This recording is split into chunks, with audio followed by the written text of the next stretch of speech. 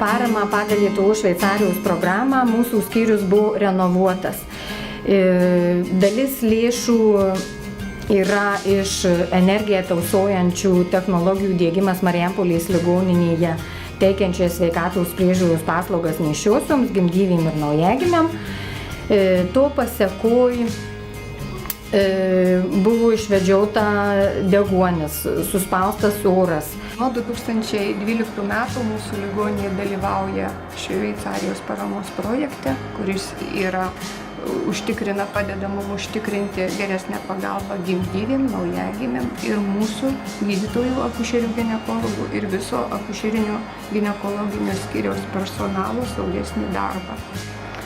Iš gautos aparatūros, kurias gavom tik 2015 metais, mes gavę tik 33 vienetus, gal visų aš neišvardysiu, tik pagrindinius pasakysiu, tai yra operacinis stalas, kaip matome.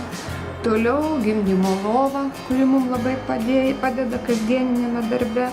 Pagrindinių gyvybinių funkcijų monitorių suaugusiam, tai yra gimdyviai, naujagimiai įvairios aparatūros, fototerapijos prietaisai, laringoskopai įvairių dydžių mūsų mažyliams.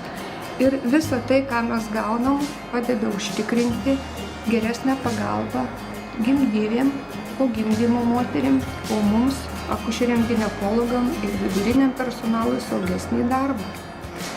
Dar norėtume paminėti, kad paruošta 70 gydymo metodikų, be kurių mes irgi negalim verstis arba dirbti kasdieninėme savo darbe ir padeda kalbėti visiems akušeriam ginekologam ir visam personalui visoje Lietuvoje, kas dalyvauja ir skaito tas metodikas viena kalba.